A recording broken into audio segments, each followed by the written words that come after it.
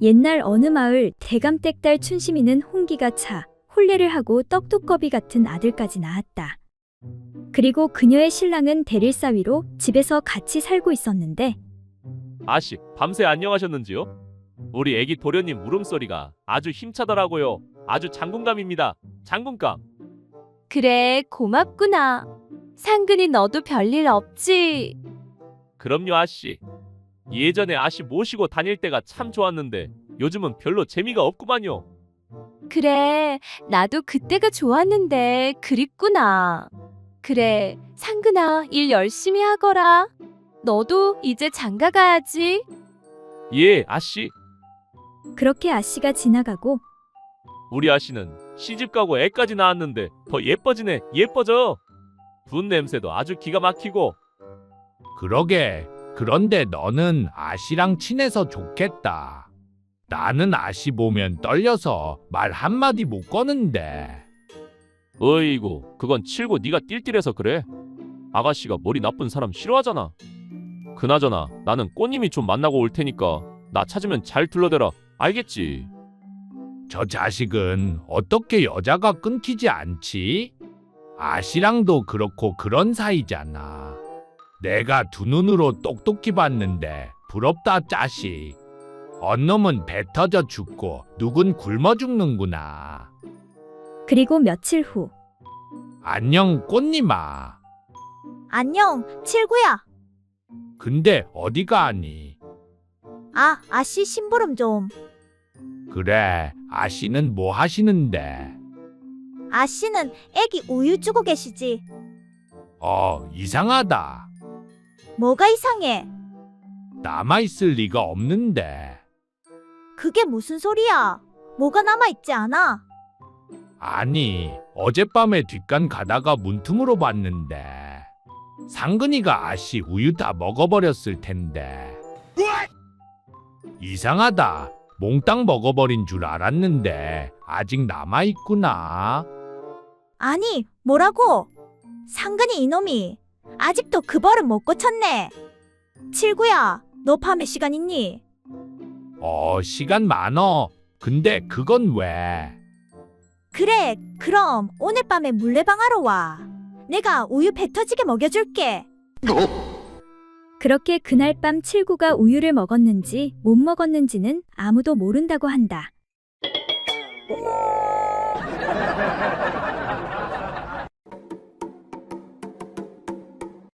옛날 어느 절에 인색하기로 소문난 주지 스님이 있었다.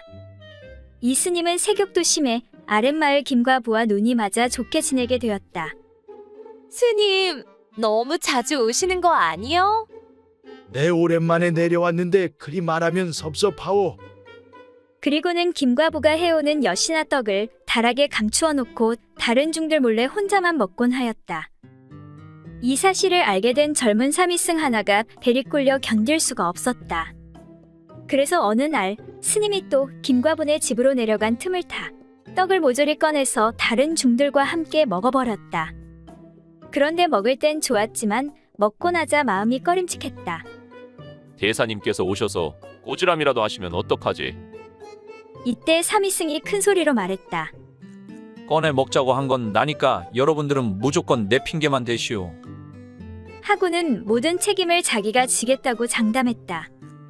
그날 저녁 무렵이 다 되어서야 절에 돌아온 주지 스님은 배가 출출한지라 다락에 감추어 둔 떡을 꺼내 먹으려고 다락문을 열었다.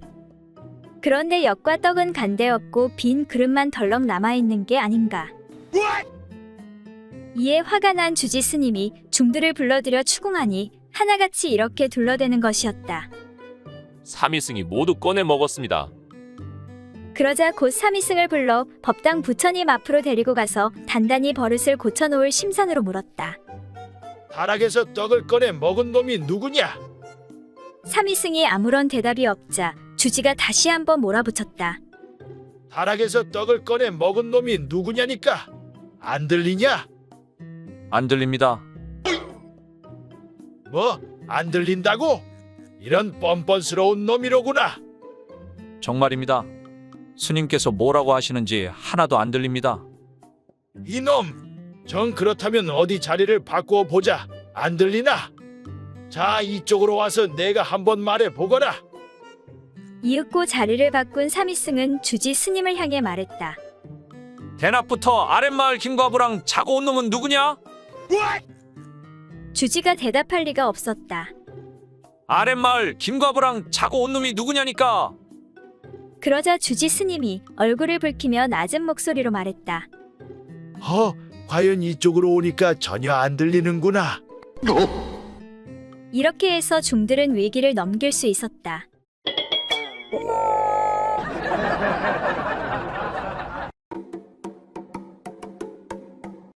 옛날 어느 고을에 커다란 배를 가지고 장사를 하는 한 상인이 생강을 사서 한 배 가득 싣고는 낙동강을 오르다 경상도 선산의 월파정나루에 배를 대고는 혼자서 중얼거렸다.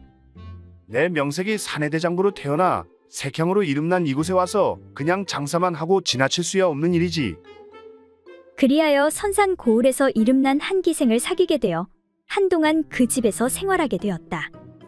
그러다 결국 한 배의 생강 판 돈 모두를 탕진하고 빈손으로 돌아가게 되었다.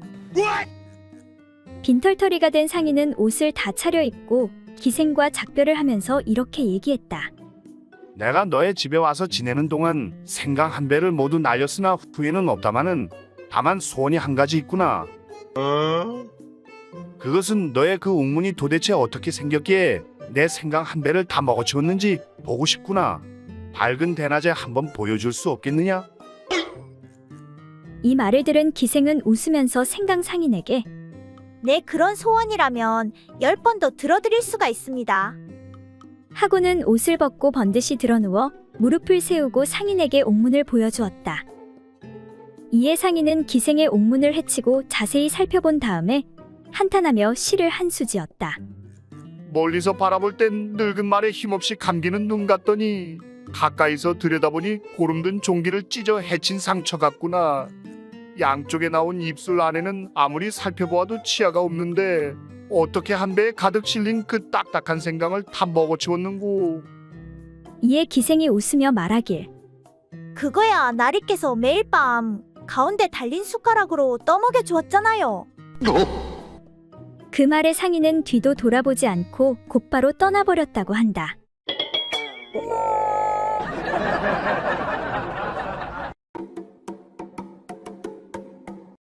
옛날 어느 고을에 조정에서 일을 하던 어리석은 이모 조관이라는 자가 있었다. 그런데 이 이모 조관은 색을 어찌나 밝히는지 여종 중에서도 반반하게 생긴 여종은 그냥 두지 않았다. 그러던 하루는 벌건 대낮임에도 불구하고 여종 하나를 이끌고 마당 정원에 파묻혀 그 짓을 하느라 여념이 없었다. 아이고, 요 이쁜 것 이리 가까이 와보거라.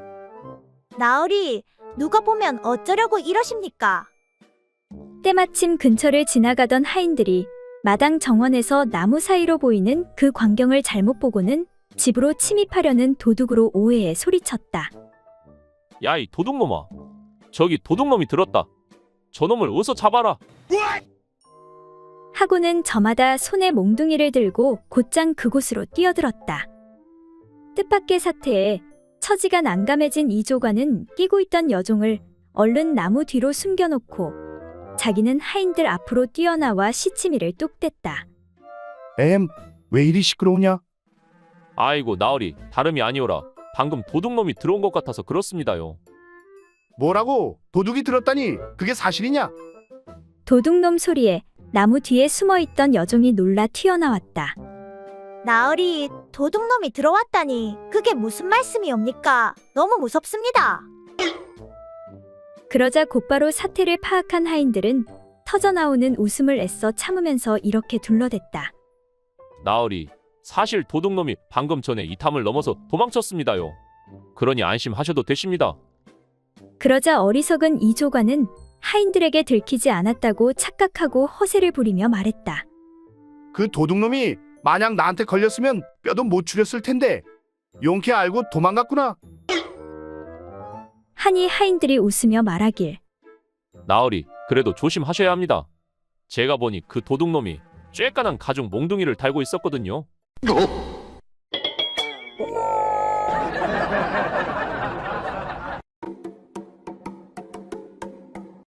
옛날 어떤 선비가 말을 타고 가다 어느 냇가에 이르렀다. 그런데 냇물을 건너려고 주위를 둘러보니 여인들이 쭈그려 앉아 빨래를 하고 있는 것이었다. 선비가 멍하니 여인들을 바라보고 있는 그때 마침 스님 두 분과 마주치게 되었다.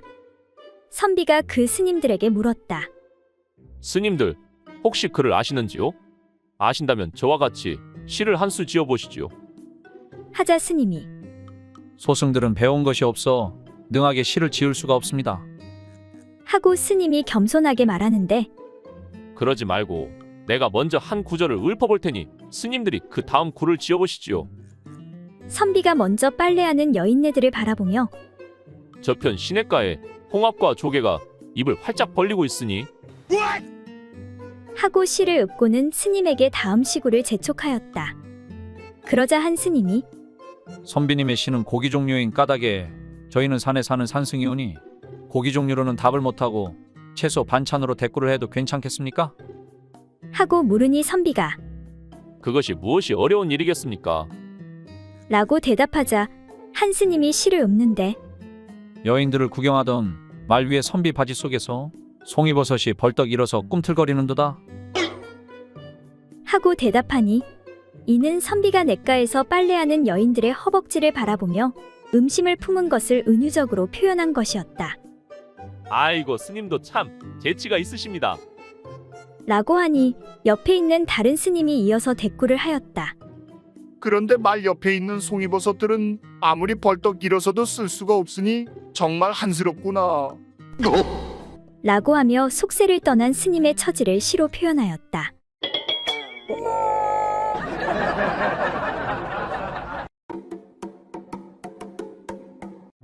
옛날 어느 마을에 어떤 부잣집 노인이 딸 셋을 두었는데 집안 형편이 넉넉할 때 장녀를 시집 보냈으며 그때 신랑의 나이는 22세의 대감댁 자제였다.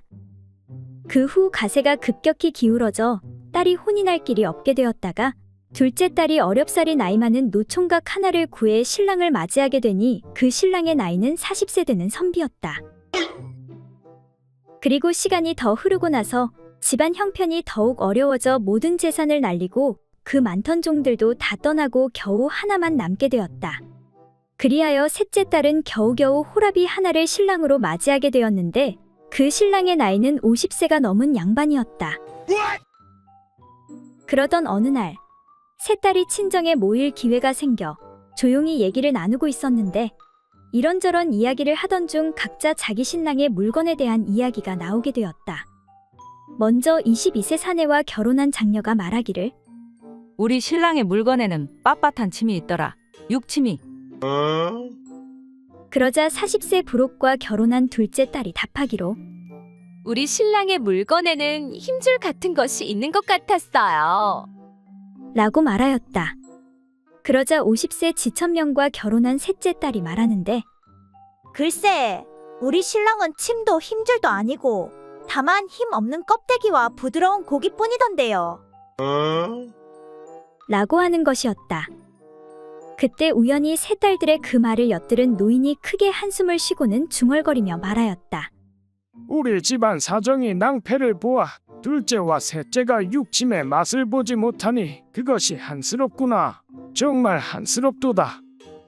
그때 그 집에 하나 남은 종인 떡새가 노인을 위로하며 말했다. 주인어른, 너무 자책하지 마십시오. 이미 세 아씨 모두 빳빳한 육침을 질리도록 맛보았습니다요.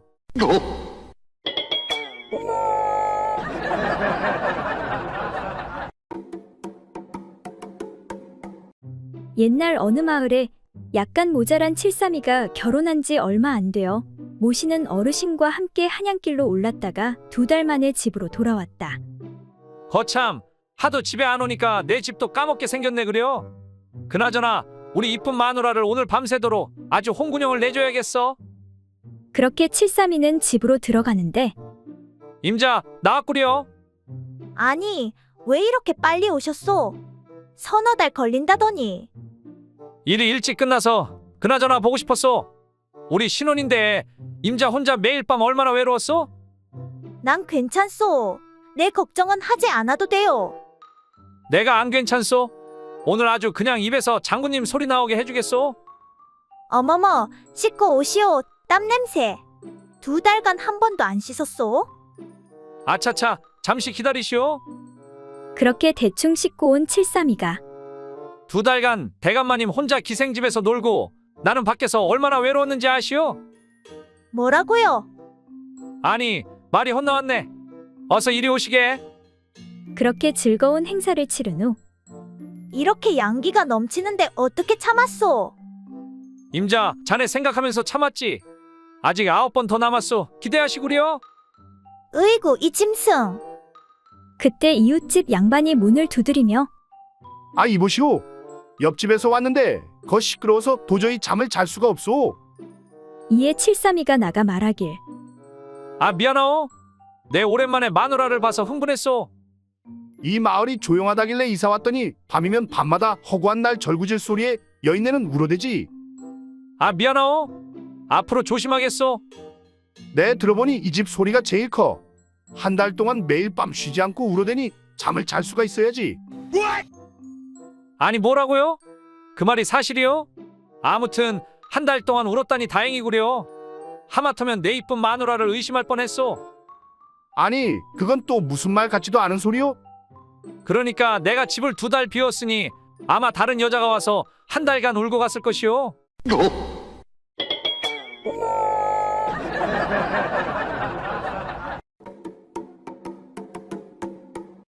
옛날 어느 마을에 색을 밝히는 스님이 있었다. 어느 날 스님은 아랫마을에 갔다가 한 과부를 보고 흑심을 품게 되었다. 아니, 이 마을에 이런 과부가 있었다니. 스님은 어찌저찌하여 과부의 집을 찾아갔다. 지나가는 승려이온데 오늘 밤 이 집에 큰 화가 있으니 제가 하룻밤 머물러야 되겠습니다. 그러하다면 그렇게 하시지요. 그렇게 스님은 말도 안 되는 이유를 대고 과부의 집에서 하루 저녁을 머무르게 되었다. 밤이 깊어지자 스님은 조용히 과부가 자는 방문 앞으로 다가왔다. 달빛이 하얗게 비치는 가운데 한껏 익은 과부의 맨살이 드러나 보였다. 스님은 보기만 해도 정신이 아찔해질 지경이었다. 이제 도저히 어찌할 수가 없구나. 스님은 더 이상 참을 수가 없었다. 그래서 옷을 벗어 바랑에 넣은 다음 그것을 석가래에 걸어놓고 알몸인 채로 천천히 과부의 방으로 기어들어갔다. 그런데 마침 과부도 잠에서 깨어나 있었다. 여태껏 쭉 스님의 동정을 살피고 있던 과부는 스님이 다가오는 것을 보고 기쁜 나머지 2손으로 힘껏 끌어안아 넘어뜨려 버렸다. 갑작스런 과부의 행동에 스님은 무척 당황했으며 한편으론 덜컥 겁이 났다. 아이고, 죄송합니다. 그래서 얼른 문 밖으로 허둥지둥 도망치다가 석가래에 걸어둔 바랑을 들고 간다는 것이 그만 새 둥지를 들고 주랭랑을 치고 말았다. 때마침 먼동이 터오르고 있었고 지나가던 한 행인이 그 광경을 목격하고 말았다. 아니, 스님, 왜 홀딱 벗은 몸으로 새둥지를 들고 뛰어가시는 거예요? 당황한 스님은 멋쩍은 표정을 지으며 말했다. 그러니까 이렇게 하면 그 무엇이냐? 이 마을에 큰 풍년이 온다고 합니다.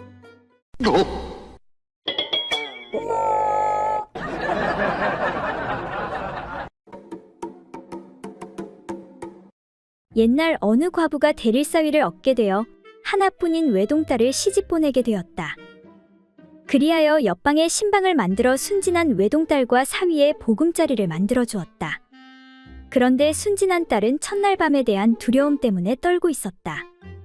그 일을 치르기 위해 사위가 겉옷을 벗자 이를 본 딸이 깜짝 놀라 옆방으로 달려와 말했다.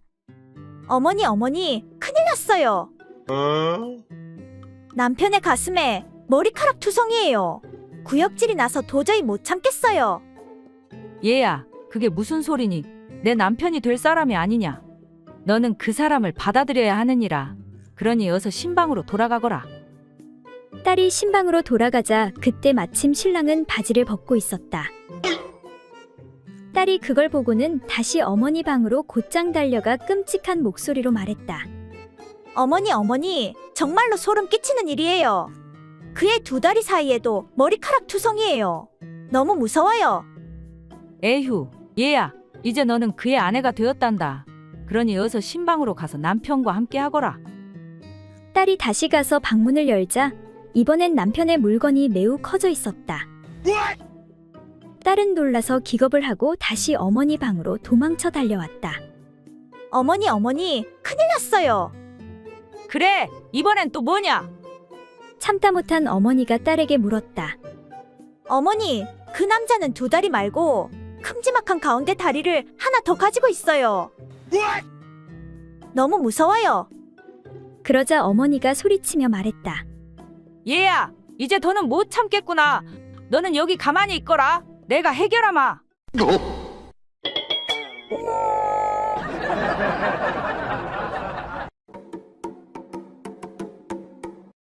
옛날 아주 더운 어느 여름날, 옷을 벗고 낮잠을 자고 있는 아버지의 그것을 딸아이가 보고 말았다. 궁금한 딸아이가 어머니에게 어머니, 어머니, 저한테는 없는 아버지한테 달려있는 저것이 뭐예요? 하고 묻자 난감한 어머니가 얼떨결에 대답하기를 저것은 그러니까 저것은 말이지 창자라는 거다. 창자. 그 뒤로 10수년이 지난 후 딸은 몰락한 가난한 양반집으로 시집을 가게 되었다.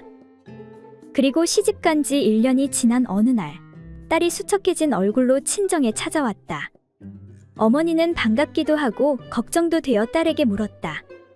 그래, 시가떼기 가난한 살림이라 여러 가지 어려운 게 많지. 하며 걱정하며 물었다. 그러자 딸이 대답하길 어머니, 걱정하지 마세요. 이번에 서방님이 과거에 급제하여 이제 집안이 먹고 살만해졌어요.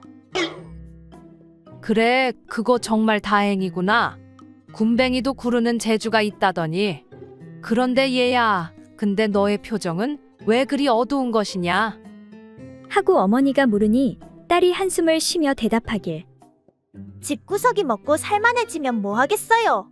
서방님의 창자가 하도 시원찮아서 행복하지가 않아요.